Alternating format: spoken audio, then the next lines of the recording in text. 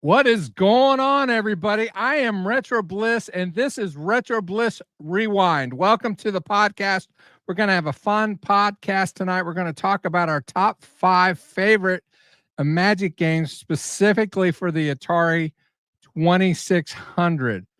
We did an episode a couple weeks back where we did the Activisions, and of course there are a few more Activisions. But anyway, we're going to have some fun tonight.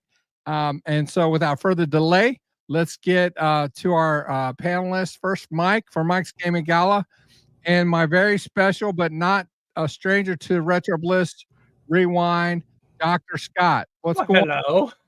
I wanted to also mention before I brought you guys on, and I forgot, we're being simulcast over on Mike's channel, Mike's Gaming Gala. Now, before we get to the topic matter tonight, I am going under the knife tomorrow, and I'm going to be down hard for a while. So what's going to happen is Mike is going to broadcast MGG live on Tuesdays, and he will simulcast that over to the Retro Bliss gaming channel. So when not this weekend, because excuse me, because I'm still on vacation, but following this weekend, every Saturday at 2 p.m. Eastern, I will also be simulcasting on both of our channels live. Gameplay. I just want to say thank you for that, because what it does, it keeps the seat warm. And you know, not being able to put content out on YouTube for an extended period of time is not good for a channel. So Mike doing this is really kind of helping me limp along until I can get back to get into play games like I do during the day. Hopefully I can. I'm starting to get over these migraines a little bit. I think I'm hoping. Good. Yeah. I hear that. But I'm having a shoulder replacement, and it's not going to be easy. So anyway, Imagic. I started looking at the games. You know, we had the subject matter for tonight, and I started looking. I said, you know what? I don't know if I've played all of these games, and if I have played them, really, gotten into them. So I kind of did, and there's not much cheese in the Imagic line. So, Imagic is it's almost a bit of a sleeper, because like everybody talks about Activision, and Activision has a fantastic library of games for the Atari 2600. But there are multiple Activision games that I just don't like. It doesn't necessarily mean they're bad, but I just don't like them.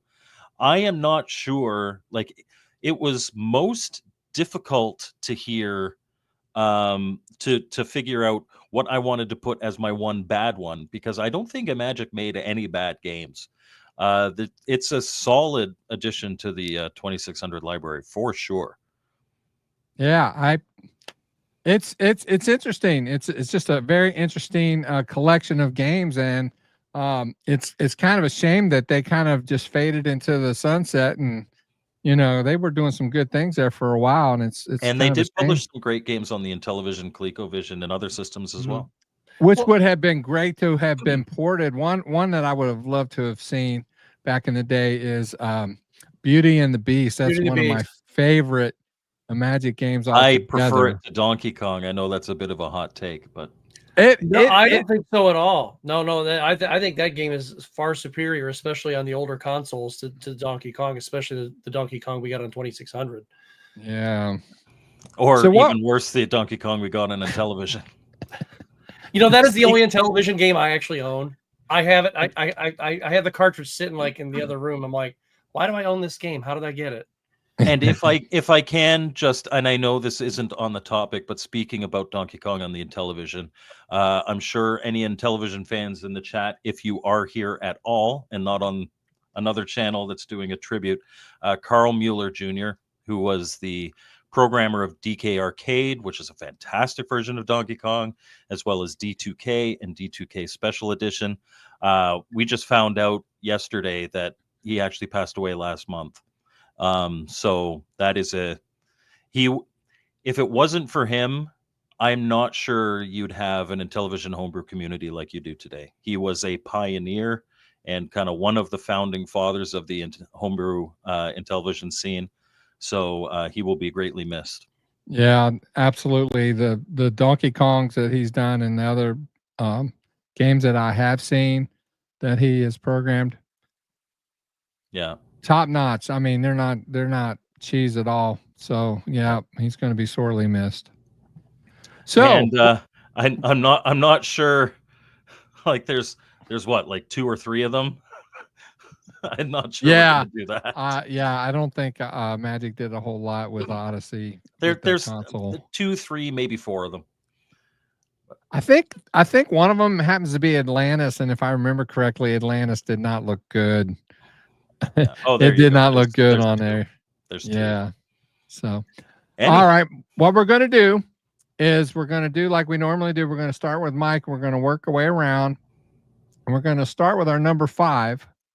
Then we're going around, and when we get done with that, we're each going to give an honorable mention, and then we're going to give our least favorite. Yeah. Like it could be a good game. There aren't really very many bad games in this lineup. So it might not be because it's bad. It's just not. It's your least favorite out of those titles. So, all right, Mike, hit it, and tell us which one is your number 5. So my number 5 is actually a sequel to Atlantis, which is its much more famous sibling, but Cosmic Ark. So Cosmic Ark, you are the ship that has escaped from Atlantis after it was destroyed in that game. And it's got 2 different screens. One where you've got your ship and you're defending against asteroids that are coming towards you or meteors. And then you go down to the planet surface and you are rescuing creatures from the surface, from the surrounding planets in your system, I suppose, to try to then head off and maybe start a new civilization somewhere else. I actually prefer it to Atlantis. Atlantis is an iconic game. But I like the 2 screens. I like the story behind it. I think the gameplay is very addictive once you understand what you're doing. Oh, hey, there we go. So surprise! I didn't tell you because I wasn't. We had invited Casey. Yeah. He missed my miniature. I know he's a big Intellivision guy. He missed my miniature tribute to Carl Mueller Jr. Yes, very good programmer. Yeah.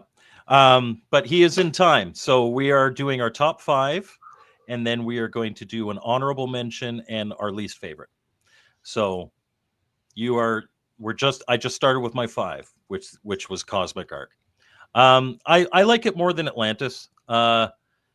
Atlantis is more iconic, but I think the gameplay in this one is a little more addictive, at least for me. It's a great game. What about you, Scott? What's your number 5? Well, the funny thing is, my number 5 is also Cosmic Ark, and that is my actual childhood copy. I actually got this at a store called Big Town, which used to be in Lorain, Ohio, and then later on it became Big Lots. But I used to play the heck out of that game, and just like you said, Mike, I mean, yes, Atlantis is much more iconic, but I still like Cosmic Ark better, and I used to play the heck out of it.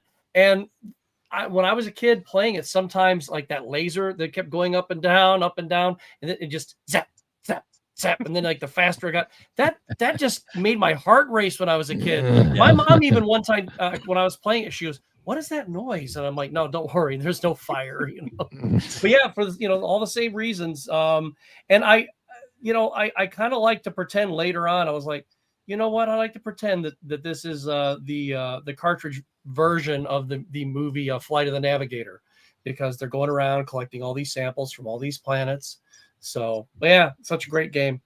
It is. I forgot to mention too, when I was doing the research, and you guys can correct me if I'm wrong, but you're wrong. I only saw 17 titles total for the 2600. So sounds about right. Yeah. But but that's what I don't understand, Phil, is like some of these guys, if I'm not mistaken, also used to work at Atari, and they had to have known the Activision guys. And then I just don't understand why they didn't go, all right, so we put Activision out of business. Why don't we, cherry pick our favorite dudes? Yeah. Yeah. Right. The reason I said that though is because there's 4 of us and we each have 5 picks plus 2. Yeah. There's going to be a lot of overlap tonight.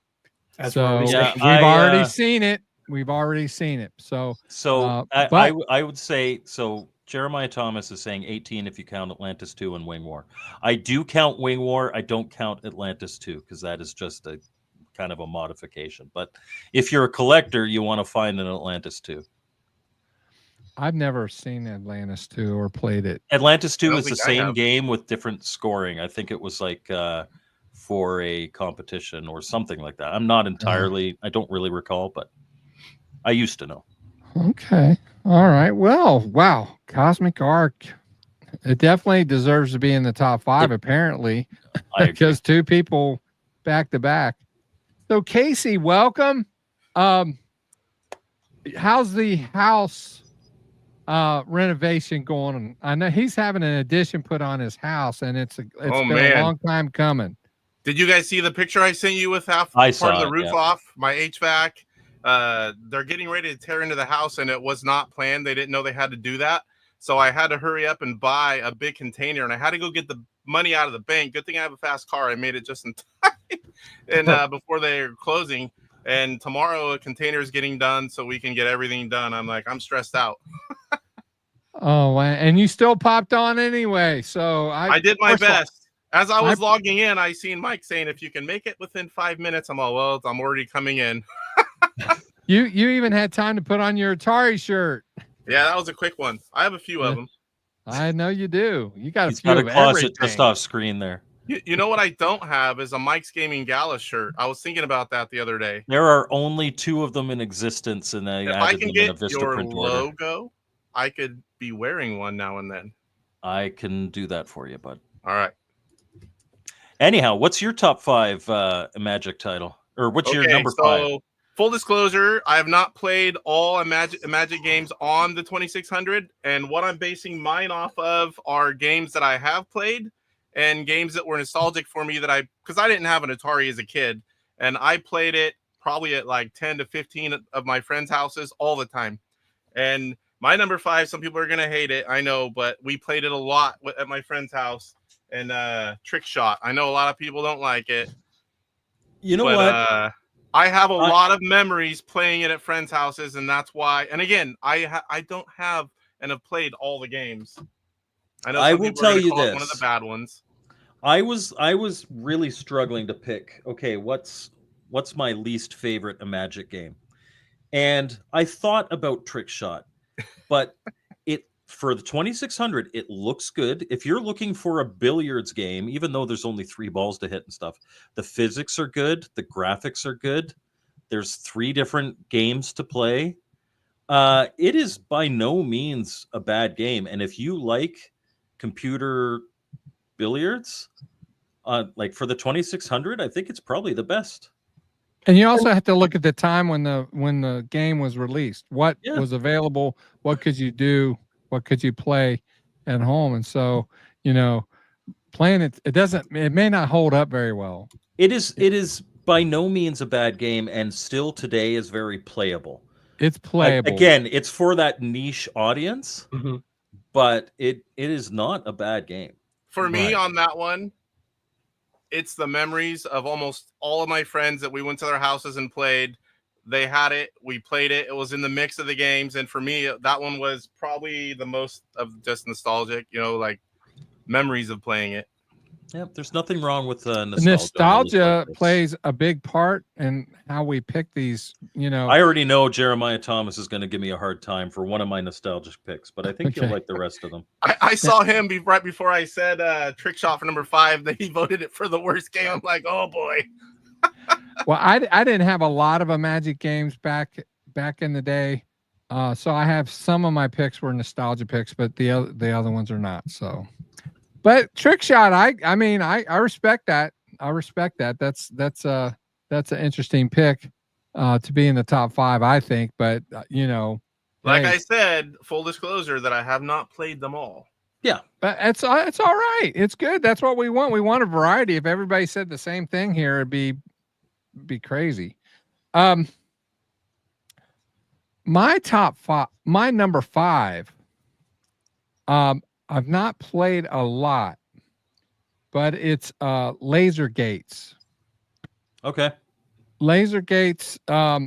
It's kind of reminiscent to Vanguard, but it's kind of different in that you have It's the got force gates that fields are made and out of lasers.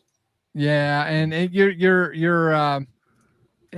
it's not as easy to control and to go through and to do everything as it is in Vanguard. It's a lot harder, but it's a fun game, and I think I haven't played it a lot. I've played it enough to where I put it in my top 5. I really like this game. I like shooters anyway, but man, challenging, very challenging game, and It is. the colors in the game, and the sounds. I really like those as well. So that's what I picked was Laser Gates. Yeah, it's not a bad pick. I like how like 50% of the screen is like the readout of your ship, and then just the top little bit is where you're actually traveling. That's why I think that's what makes it hard, at least for me, because you have less screen area to focus in Yeah. on. It's Because a the good sprites are game. thin. The sprites are real thin. Like your ship, it's longer than it is tall, and it's small.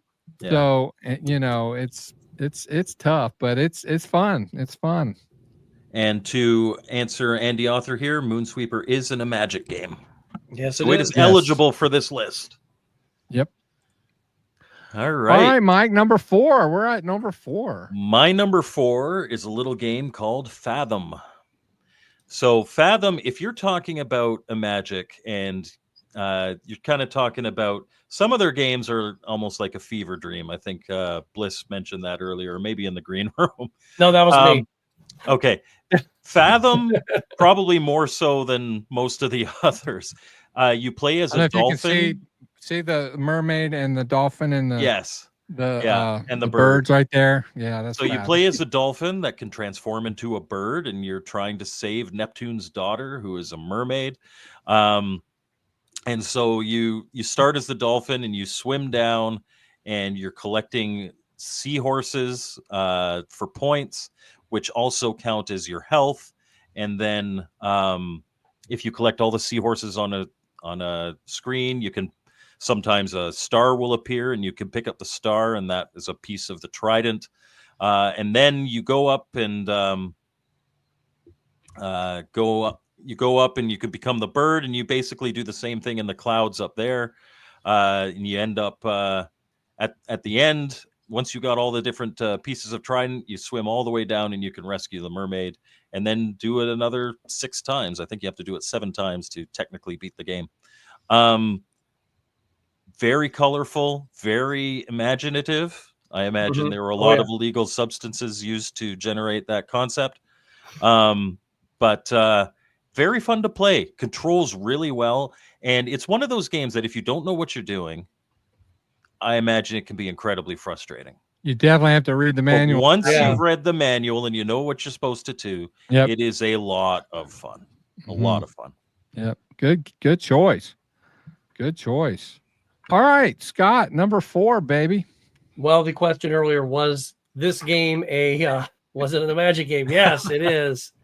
I just discovered Moonsweeper about 5 years ago ish, something like that, and it to me it's a little reminiscent of what you would do if you married the games Hero, Cosmic Arc, and Juno First all together. You do have the 2 screen thing going on, and even though you can't go backward like you would in Juno First or Beam Rider per se, it does have that kind of feel to it when you're trying to rescue all the miners and stuff. And then of course you get your 6 or 7 miners. Is it 6 or 7? I can't remember. And then you go up into space, and you got to fight off whatever you got to fight off there, and then back down to to the planet you go. I think it was a fairly imaginative title for the time. And what was that one Atari one that was relatively similar? I'm trying to remember the It name. reminds me a lot of Buck Rogers, Planet Yeah, of Zoom. yeah, and yeah, Buck Rogers, and that's a great title too. So I don't know. I was kind of enamored by it when I first bought it. I think I got it at a flea market or something. Oh, there's one I don't have. And I It's was like, "You know, it's visually very impressive. yeah, I've it never is. been the biggest fan of those kind of games. But it's one of the better ones for sure. Yeah. So, but yeah, there's my number 4. Nice pick. Nice pick. All right, Casey, number 4. All right. Again, Solaris, that's yes. stuff that I know That's of. what I was thinking of. Imagic games dumping out. I Cosmic hate Art. that. That's what I hate about those boxes. They open Yeah. at the bottom. They're just sleeves. Yeah. Yeah, and the thing No. is, even though I'm in television guy, they're the same on that. They dump out just the same way. And I even had my finger there, and whenever I tilted it for the camera, I moved it, and whoop, down it went. But I love, when I think back of Atari, it's the games I played at friends' houses, and I think I was a lot more into the Activision games. But there were several Imagic games that I remember playing growing up, and I like a lot of them. But I like shooters. I like the timing. Some of these I've only played a handful of times here and there when we were at friends' houses. But this is definitely one of them for me. Good game. Cosmic Art. You It's a can't say classic, enough man. It's a good about it. classic. It's a very addictive game. Yeah. All right. I'm up. Number You're 4. up. Subterranea. Subterranea. It is, if you don't know what Subterranea is, it is a horizontal shooter. You have a spaceship, and it's kind of like Defender in a way that you have to kind of go back and forth and shoot the things that are around. But once you shoot all of the enemies that are in the air, then an opening appears, and you have to move to a lower level and do it all over again, except for it gets harder and faster as you go along. Don't forget the boss fights. Fight the boss, and then you break it through another thing, and you go down. Yeah, and so I like shooters, and it's interesting to see how far you can go in that game. It's very colorful. That's another very colorful game, and with I love the shooting sounds in this game. Yeah. They're just classic 2600 sounds, but I just like it. Kind of reminded me of some of the sounds you would hear in Air Sea Battle that weren't really utilized a whole lot, but they did in this game, and it really sets the game off. So Subterranea, check it out for Imagic. I didn't have it either as a kid. That's a So- pricey I need to one, try too. that. That sounds amazing, and I love shooters. And I just checked my collection really quick. I don't have it loose or complete in box, but I do have it emulation. I'm gonna have to try it. Yes, you should. Absolutely do. Yeah, I'm making it up. Because that's about my $100. number 3 is Subterranea.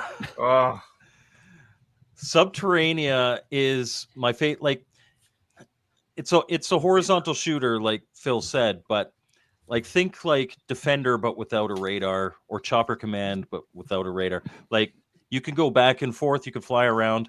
Unlike Defender, it doesn't flicker like it's got hate having a flicker. seizure. Yeah. It's a lot of fun, and there's more to it than just clear the stage, clear the stage, clear the stage. You have to like clear the stage, then you find the exit, and you have to position yourself so you don't crash. Go through to the next part. You fight this goblin, like the bosses are like this kind of goblin guy with weird long arms that shoot stuff at you. It is a phenomenal horizontal shooter. I like to go and play it. Absolutely, like what Torque says here. Considering the cost of a cart, play it on Stella first, or some collection somewhere. Make sure you like it before you buy it, unless you're a collector and you need everything. But Subterranea is a really, really good horizontal shooter. I think one, like, among the best. I prefer it to Chopper Command. I prefer it to Defender. Wow. I think it's one of the best on the system of that Yeah. type. It is a great horizontal shooter, man. It's just so much, and I love the shape of the ship too. It's just got that it just looks cool, man. It just looks so They did a cool. really good job with it. Yeah, for they sure. did. All right, we are number 3, Scott. Dr. Scott. We got to share some respect here. Dr. Scott. Yes. Yes, because I do have my fake PhD right here. That's Oh, excellent. it is right here now. I keep Can it I- next to me. How did I uh, know that was Can I sign up for an laying undergrad? around conveniently? Well, this is also my childhood copy of this game. Also bought for some reason. I think all of my Imagic games were bought at Big Town. I don't know why, but Demon Attack. That is my number 3, and for obvious reasons. I wouldn't exactly call it a Pac-Man, not a Pac-Man, a Space Invaders clone per se. No, If it's anything, a Phoenix clone. yeah, it's more of a Phoenix clone. I thought, and when there was a pizza place that was not too far from where I lived, and they had a cocktail Phoenix table, and I thought that was the coolest thing in the world. And when this Demon Attack, when I saw that, I was like, well, this looks kind of like that. And that was before Atari made Phoenix, and I thought that I think this one's better than Atari's Phoenix, especially what it gets so fast and so crazy with all and then once you start shooting and then like the demons start splitting, and then the ones that I think I like the best are the ones that dump out just like a barrage of missiles at you. Yeah. Like, Yep. it's like, whoa. But yeah, such a great game, and it's obvious, that somebody was playing Phoenix when they were programming this, I think. But then again, maybe not. Maybe it was just a fever dream. But It's a straight up clone of Phoenix, I think. But I agree with you. I prefer it to the Atari 2600 Phoenix, if nothing else for the audio. The audio in the 2600 version of Phoenix, like I turn my volume on my television down every time I play it. I can't stand it. But this Demon Attack has that kind of pulse. yeah, It gives you that dun dun dun dun, and it's, oh man, lot of nostalgia for Demon Attack. Great game, man. I played that for hours and hours. yeah, my best friend and I did too. And after I got it, I know he went right out and got it. Well, I wouldn't say went right out and got it. He mowed a bunch of lawns, then went right out and got it. Yeah. So, The old version of GoFundMe. yes, lawns. All right. I think that's a great number 3. Okay. Casey, what is your number 3? All right, this one was another one we played a lot of.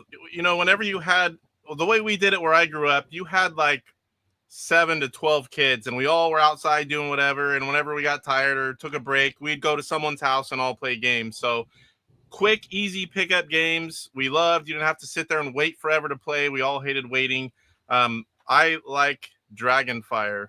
I'm not near as good at it as in television, but that was another one that we played a lot of. It was easy to learn, hard. It didn't take long to cycle through, and I'm a fan of it. We just had that in the Retro Bliss And I ninja suck. competition. But it's interesting, duck jump, before you get to the castle, and then when you get to the castle, you got to collect all the treasures and do it all and escape. And it makes me angry before the dragon gets you. Yeah, Dragonfire is one of those games that Yeah, I like it, but it has always frustrated the heck out of me, especially on the bridge.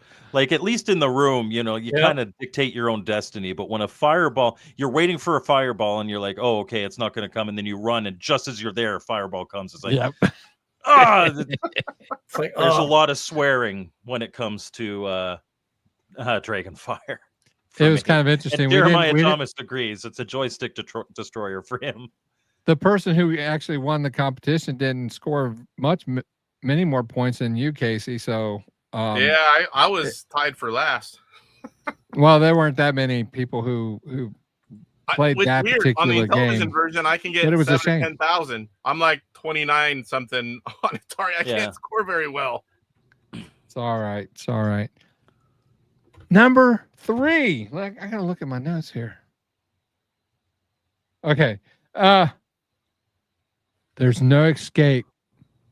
No escape I really like that game. It didn't make my list, but I really like that game. If you guys don't know what No Escape is, you're a guy. Your name is Jason, according to the manual. I did read the manual sometimes. You don't have your Argonauts Mike. with you, though. What? No. I'm proud of you for reading the manual, Phil. It doesn't happen often. No, it doesn't. But anyway, you have these aliens that you have that. Okay, it's kind of like Space Invaders, but you have one row of them. Okay, and you have a roof above them, and so what you have to do is you have to shoot tiles off of the roof. You can't shoot the alien to destroy it. You have to shoot the tile on the roof, and then the tile on the roof has to fall down and hit the alien to destroy it. Now, if the tile hits you, you lose a life. If you happen to maybe have destroyed an alien or two, and you shoot and you hit one of the other aliens, then another alien reappears. Yeah, you got to kill them with the bricks. Yeah, you have to kill them with the bricks. You can't accidentally shoot them. And my recollection is that if you have all of them and you shoot one of the aliens, then you lose a life. So it's very fast paced, and it just keeps going. Each level keeps going until you shoot all of the aliens or all of the tiles on the roof are gone. If all the tiles on the roof are gone, game over. You're done. So very fun game. Another colorful game. The roof is kind of got a rainbow color to it. Yeah, and the sounds are, but the gameplay and the fun factor is really there for me, and I like it. So I put it at. Sorry, you put it at 3. That's why I put it at number 3. No Escape is one of those games where I will play a phenomenal game where I get a super high score, and then the very next game I'll score like 2 points. And then there's no in between. I either have a really bad game or a really good game. But I really like it. It's a unique way to approach a shooter. You have to shoot them from above by hitting the stuff that's up there. I don't think I played it too much. I'll have to get it out and check it out again. Yeah, it's a fun one. I don't think I've ever played that. It's fun. Yeah, it's fun. So we're at number 2 already. Wow. We're at number 2 already. My number 2, and I would agree with Jeremiah Thomas that this is a very overrated game. But it was, when I was a kid, it was my favorite Imagic game. This is a nostalgic choice for me, but it's Demon Attack. And again, it's the atmosphere that it provides. I didn't have Phoenix. I didn't play it in the arcade. I didn't play it on the 2600 when I was a kid. But Demon Attack I had. And again, just that atmosphere of that blump, blump, blump, blump, that pulse really just heightened the drama of what you were doing. When I was really little, because remember, I was really little when I was playing these. We're talking like 4 years old when I first started playing. It was scary. It was one of the few Atari games that actually kind of scared me because it had that atmosphere to it. Mm-hmm. Well, the aliens don't sit still. No, they don't. No, they don't. They dodge and weave, and you don't know which way they're going to dodge, left or dodge right, and so you may shoot right and they dodge left, and I mean, it can be fun, but it can be very frustrating, and like you said, even as a kid, probably even scary at times. Well, even when you explode, that whoosh, and then that flash of light all at the same time, it's just like you feel like you just failed second grade or something. Yeah, and I wasn't even in second grade yet. Yeah. But one like I would agree that I think like Demon Attack gets a lot of praise, and I don't think it's unwarranted that it gets a lot of praise. But I do agree that it's probably overrated. But in terms of my nostalgia, I think it absolutely belongs in the top 5, and I put it at my number 2 because number 1, I think, is in my personal opinion, is undeniably the best Imagic game. and you'll have to wait to hear what that is. Yeah. I'm surprised it hasn't been on anybody's list yet. Well, you said nostalgia, and one of the big things is the sound of that game. It just hearing that game really brings me back to my childhood when I'm sitting in my room playing it, right? Wow, I'm it's one of 13 those again. few games where like just the atmosphere of it takes you back there. Yep, it's a fun game. All right, Dr. Scott, number 2.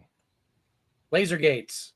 So I discovered this one about, I want to say about 10 or 12 years ago. And I really did like Vanguard in the arcade, but when Atari released their Vanguard for the 2600, I know the 5200 version is far, far superior, but I never owned a 5200. But Laser Gates to me was kind of like a stripped down, faster version of Vanguard for the 2600. And just like you had mentioned earlier, Mike, I really like that your indicators are all at the bottom, kind of like when you're playing Star Trek as well. I mean, you have all your indicators down at the bottom, but it's not the easiest game in the world either, because when that little missile comes at you and everything, you got to be dead on or you're going to be dead on the screen. Thank you for the pun. But I found myself very fascinated with it. Even like when I discovered this in my 40s, I was like, wow, this is really, really good. Why didn't I have this when I was a kid? But such a fantastic title. And that's why I actually have it as high as I do on the list. Yeah, it's good. It's a good choice. I mean, it was on my challenging. My top 5. Yeah, it's awesome. All right, Casey, number 2. All right, so just quick note, I've got Subterranean on my list. I'm going to be trying in the next day or two, and now Laser Gates, because those both sound really fun for me. And I've never tried like either both one. of those, Casey. Yeah. You like shooters, you'll like both of those. You'll need some patience and time though. But yeah, if you got those, sit down with those games. They're fun. I've got them on the pie sitting here, so I'll be trying them after the show. I got to feed the kids first. So my number 2 is a game that I like playing on Atari 2600 and in television, even though it's missing one component. I know what it is already. Atlantis. It's one of the few in television games that I can remember getting as a kid, and I remember my friends had this one too, and I'm like, where the heck is it? The saucer, and I'm like, what the? But I love shooters. I love this game. I love protecting the city. It's a lot of fun. It's one of those games that anyone can just pick it up and play, and we had a good time with it, and I've always enjoyed it. Yeah, there's not a lot to have to figure out in that. No. One. Yeah. Shoot. Which is not a bad thing for an Atari game. Shooters have always been my favorite from way back then, and I'm the same. I'm a shooters guy, man. That's how I roll, man. I'm not Mike is excellent at like adventure games or role playing games or games where you have to go discover things and do this. If I really wanted to take the time, it's just like, why? I am proud of you, Phil, that at your age you're still a shooter and not a dribbler. You could do both, at my age. I saw the look on his face, and I'm like, something's coming out. I know. All right. That's what she said. Yeah. My number 2 has been mentioned, and it's Cosmic Arc. Cosmic Arc, I come from an era, you guys are younger than I. I barely made Gen X. If I'd have been born 8 months earlier, I'd have been a baby boomer. That's how old I am. Yes. So, I grew up watching Star Trek, and you beam me up, Scotty, and all that, and then when you get this game and you have to beam these, you rescue these people by beaming them up. It's just the concept of it's like, wow, I can beam them up, but trying to catch them, stay still. Yeah, doesn't it feel sometimes they don't want to be rescued? They don't want to be rescued. They don't want to be captured. but man, it's just so much fun, and sometimes I have thought that, on your descent down to the planet, you have to shoot asteroids coming at you, top, bottom, left, right. You know, you're doing Yeah. that for a while till you get down there, and it does get progressively harder. But it's just like, couldn't you figure out something else to do to get before you get down there, or a different way to shoot the asteroids? Because it's just like, you know, you That just have part, I mean, I can see how Cosmic Arc gets repetitive, but that's kind of the name of the game for a lot of Atari 2600 it is, games. it is. And if you know, this game was what, I don't know when it was. It had to been, if it wasn't late 70s, it was in the early 80s. So, and it's a third party company, but it's a great, I mean, it's high on my list. I still It's a very like fun game. this game. It is so much fun. So that's my number 2. But let's not talk about number 2s anymore. We're number 1. My number 2s, you don't want to know about my number 2s sometimes. Number 1. I almost Number found out one. firsthand once. Yes, you did. We'll talk am- about that in the green room. But anyway, I am shocked that nobody has said this game yet, because in my personal opinion, this is undeniably the best game from Imagic for the Atari 2600, and it's Riddle of the Sphinx. I Riddle remember even of trying it. Riddle of the Sphinx Let me write is it down. definitely one of those make sure you read the manual kind of game. yeah, it definitely is. But Um, even then, it gets, you know, I don't know. it's you have to figure things out, and there are certain characters that if they get you, you're going to lose an item. If there are other characters that you can go and trade for items, you want to find the items that will unlock pyramids and go back, and then eventually make your way all the way to the top with the correct items, and beat the game. It is so ambitious for the Atari 2600. It's incredibly ambitious. But unlike a lot of other games that I find kind of equally ambitious, like Raiders of the Lost Ark, or a whole pile of other games like that, it is not as obtuse. The items kind of look like the items that you are that they were supposed to be. Like, you got a little hieroglyph thing, you've got little thing of water and stuff like that. And I could see people saying that people hate Riddle of the Sphinx. Well, like you say, you really have to understand the manual. It is a slower game. Yeah, it is a slower game. If I remember right, you have to, as you're going along, you have to collect these treasures, but the people that you're collecting the treasures from can also take them from you. Yes. They can and steal it them. depends on how, like, you really have to figure that out. And I can understand how it is not for everyone. It is a game that requires you, it doesn't require like quick reflexes. It requires thought and forethought. What am I going to do next? What should I do in this situation? It is not for everyone, but I think it is hands down the most ambitious Imagic game ever, and I think they deserve their props for it. I actually like it a lot, and Andy doesn't, even though he read the manual, but that is okay, because you know what? For once, Jeremiah's got my back. Now, Mike, I have a question. You said you were 4 in some of these games when you were playing them. You were reading the manuals. I don't remember us kids reading the manuals. I didn't have Riddle of the Sphinx when I was a little kid. Okay. This is not a nostalgic pick for me. This is just the Imagic game that I think is the best. I'm sitting here going, I don't remember us kids. I mean, we were 5, 6, maybe even 4 when some of these Atari games were out. And I'm like, I don't remember us ever pulling it out and reading the manual. We just grabbed and went. The only time as a kid that I ever pulled out the manual was to look at the little the chart to see what game modes did what. And especially for like Maze Craze and stuff like that. See, most of the time when I got a game, I got it on a Friday when our family was going out to eat, and I would get like maybe every month or every 2 months, I would get a game, and usually it was something that was on sale or deep discount, and I would sit there while we're waiting for our food to come, and I would read the manual because I couldn't wait to get home and play the game. So that was why I ended up reading all my manuals and I kept all my manuals. Unfortunately, I did not keep all my boxes though. Yes. I remember looking at them. I don't remember reading the whole manual, but I can remember flipping through on the way home, the car ride on the way home.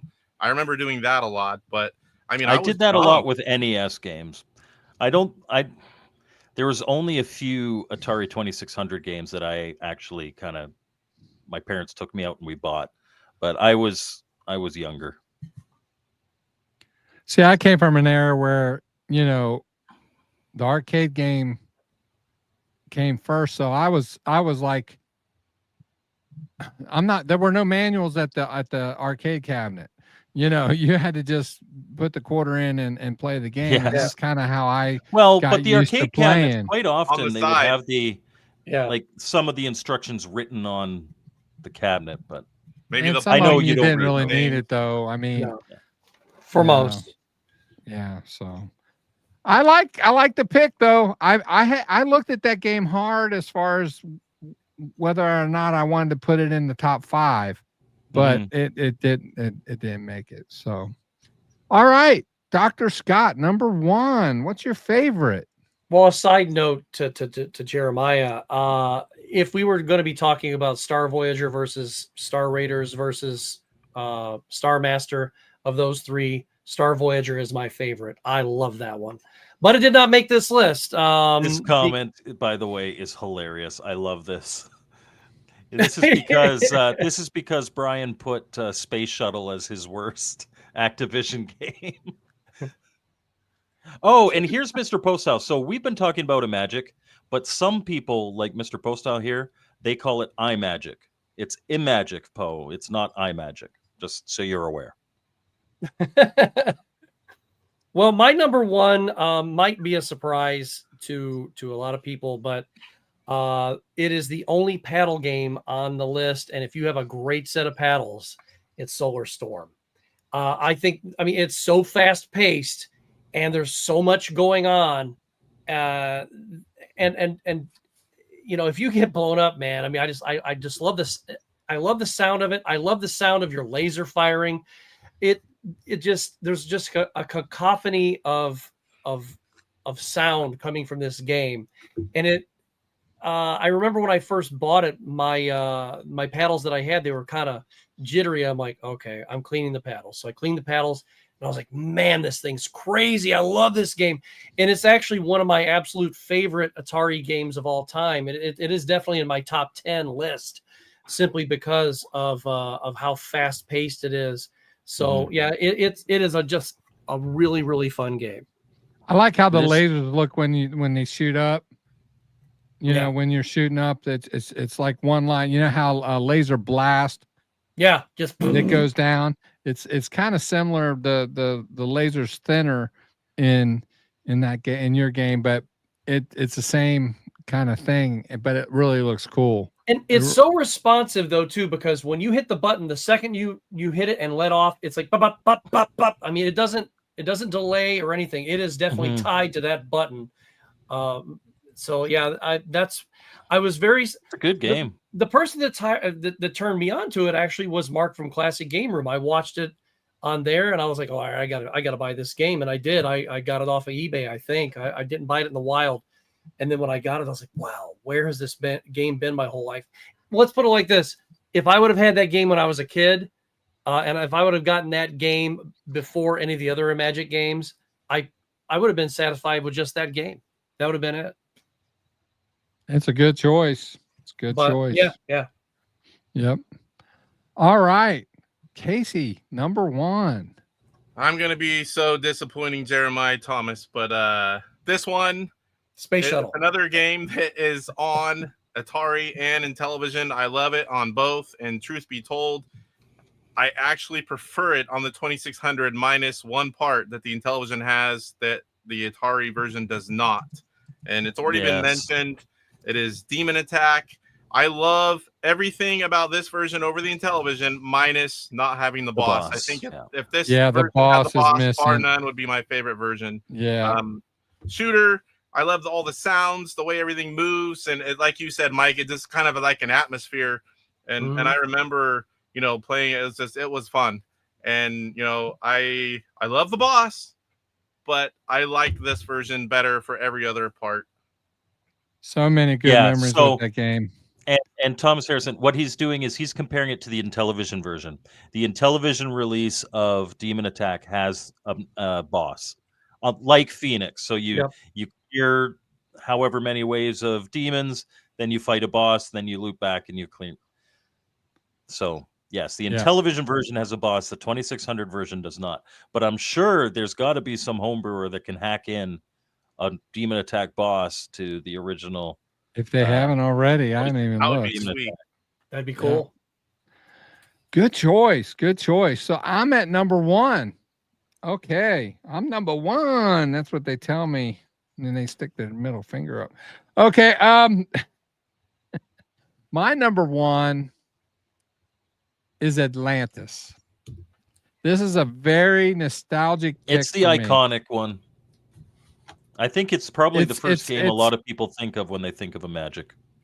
It's because it was the first game I ever bought from Imagic, and I played it to death. And I can remember shooting it first. It's like, oh man, this is kind of a stupid game because you can only shoot from the middle, and you're only shooting up, and they're going across. But then when I read the manual, if you have 3 turrets, so if you want to shoot from the left turret, you move your joystick to the left and fire, and same thing for the right, you move to the right, and if not, you just stay center, and it'll go straight up. And the sounds when the ship is at the very bottom level and it starts shooting down, that sound, there's something about that sound as it's going across. It's just, to me, it's like, oh man, oh man, they're gonna get, no, let them do it. I don't get animated too much when I play though. But anyway, did you have the day or night label? Clint Shane needs to know. There's also a no picture label. I don't remember. I believe so. For it to be an Atlantis 2 cart, I think it has to be a night label.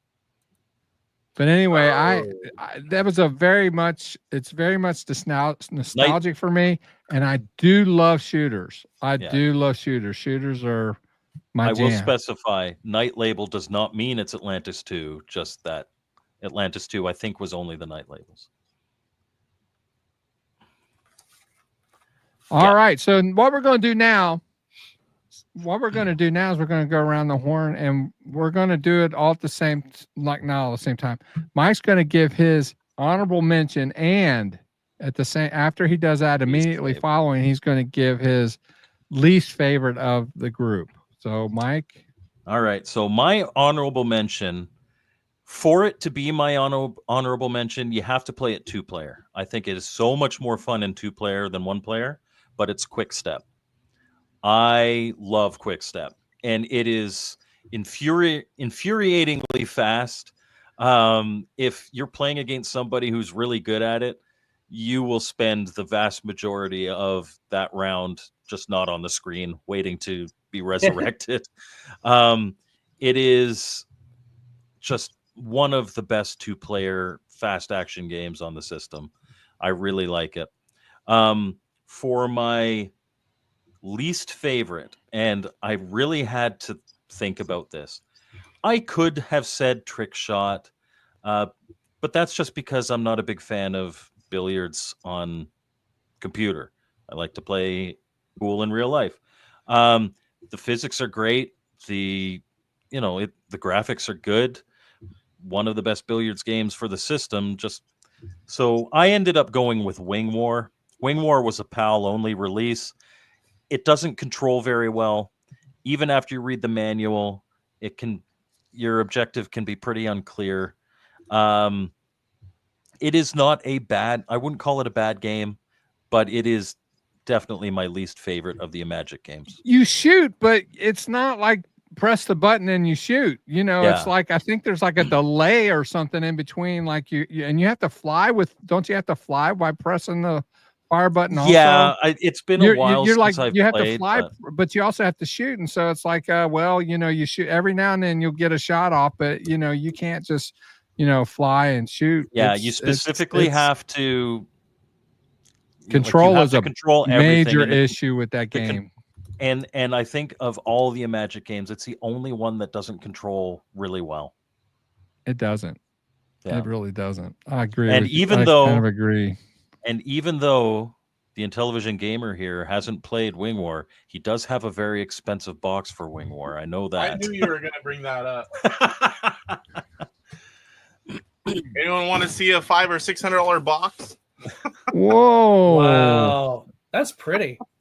That was a private auction. It was a private auction, and the best part is Luke, Intellivision collector. I might be completely exposing him right now, but after the thing, he kept bidding it up against Casey because Casey at the start said, "I'm winning this. I'm taking it home," and so Luke comes to me after. He's like, "I didn't want it for that price, but I knew Casey would outbid me, so I did an extra one."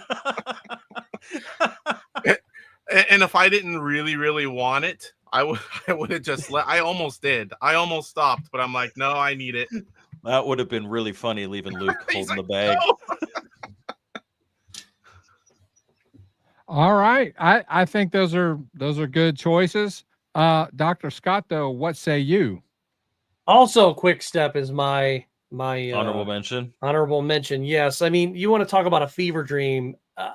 When I was a squirrel chasing a kangaroo or whatever, and it's just like, and you're bouncing around in this thing, and like when I first started playing it, I'm going, what the heck is going on here? I don't even know what's going on, but I'm enjoying it.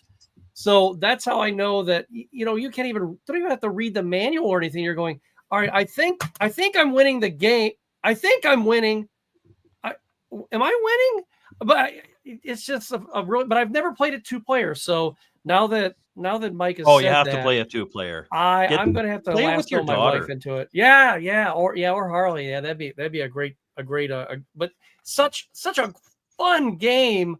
And and I don't even have a manual for that one. And then my least favorite is Firefighter.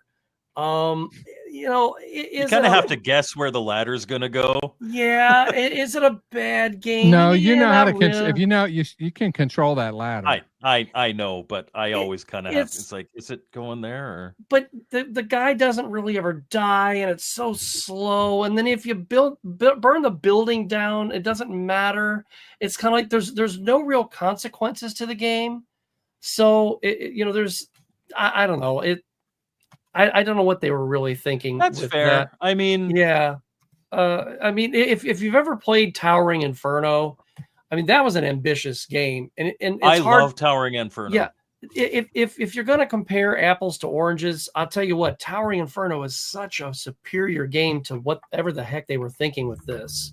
So, but Towering Inferno, great game. Yeah. If you don't have Firefighter, don't bother. Just don't bother. Play it in emulation. I think every single Imagic game is worth giving a try. Yeah. I'll give you that. Yeah. Different strokes for different folks. True. Yeah. And again, I do firmly believe that picking a worst Imagic game it's really just picking your least favorite. I agree with that. Even Wing War, I don't consider to be a bad game. I don't think it's the best executed, but it's not a bad game. But even, if you fall from the building on Spider-Man, you hear that splat. I mean, nobody screams and dies in this, nothing. I mean, even in the PlayStation 2 version of The Sims, if you dig a moat around the house and set the house on fire, the people inside die. It's a glitch. And they're like, oh, shoot, we actually published that? Yeah, you can do that. Nothing happens here. So that's why I'm just like, I was a little disappointed. I know. Yeah, I know as a kid, I was, kind of sadistic, and it kind of carried into my 50s, but that's just how I feel about the game. There's no risk. There's really no risk to the game. Fair enough. It's a decent choice for being your least favorite. I can see I would it. call I it can one of see the it. weaker ones. Yeah. Yeah, I it's not mine, but I can see why you chose it. Yeah. So yeah. Casey, what is your honorable mention, and then what would you consider would be your least favorite that you know of? There's only a couple more that I remember playing whenever we were over at friends' houses, and I would have to pick honorable mention Moonsweeper. I do like it, but I just like these other games I picked more, and because again we were playing them as groups, and that's what a lot of this is. When you're at friends' houses, you're playing their games, and I didn't have access to them at my own house.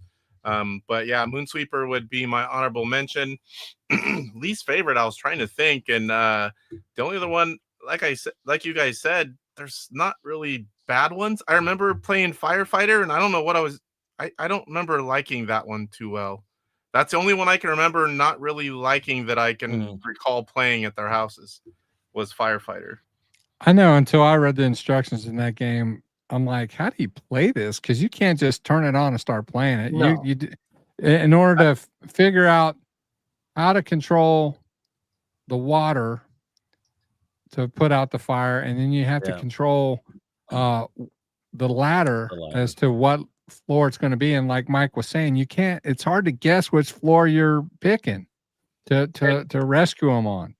And you got to remember, for me, I think I was like 2 when Atari came out. I can't even remember the first time I played it, but it was before in television.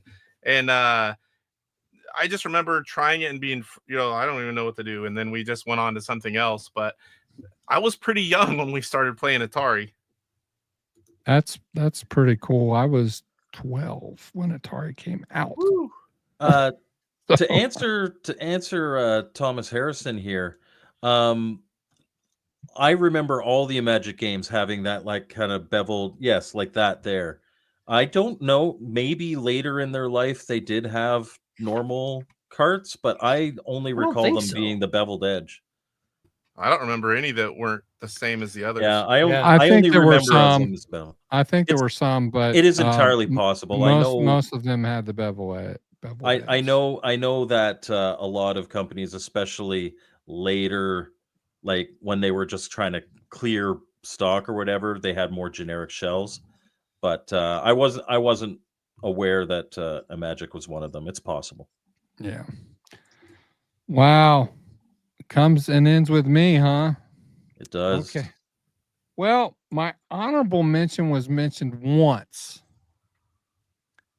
and that is Solar Storm. It's a fun I'm not game. big into paddle games.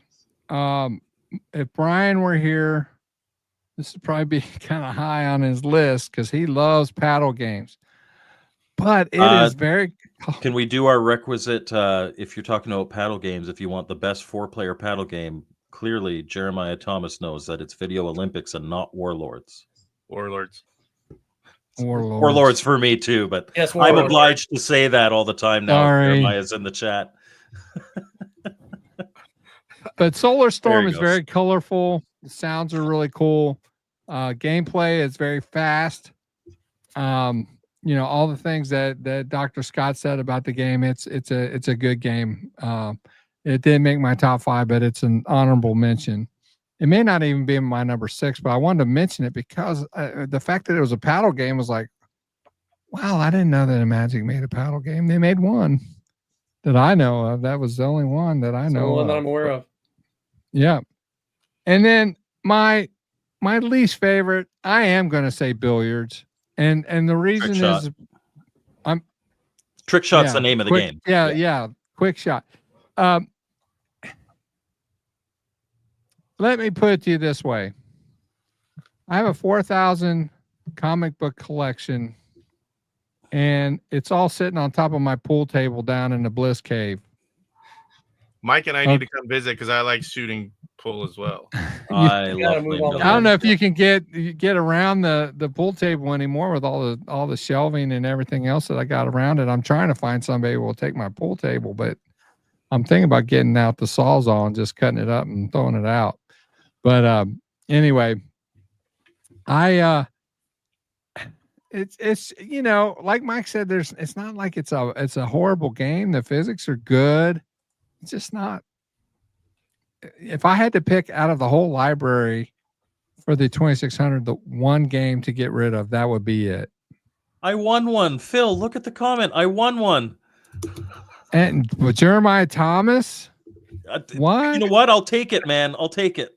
I was tied a couple rounds with Scott. I'll take that. We need to mark this date. Yes. A date which will live in August infamy. 5th, 2025, a date which will live in infamy.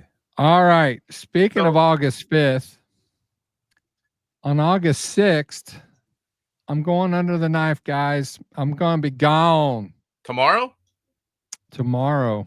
I got to get up. You came in a little late. I have got to be at the where I'm getting my surgery at 5:45 in the morning. Woo. Yeah. So as soon as I get off of here, I'm gonna skedaddle, guys. You guys can chat amongst yourselves, but I'm just gonna skedaddle. But I do want to mention a couple of things. First of all, Mike, as I mentioned at the beginning, he's going to be simulcasting MGG live on Tuesdays, and then when he does his live streams on Saturdays, he's also going to simulcast those as well on the Retro Bliss gaming channel to help kind of keep the seat warm and kind of get some videos out there. YouTube doesn't like it when you're not posting things. And a couple other quick notes. John Champeau of Champ Games emailed me this morning, and 4 new games are in his store, including Spider's Arcade. So you guys need to check that out. Just opened today. So if you hadn't heard it before, you heard it now. And what else?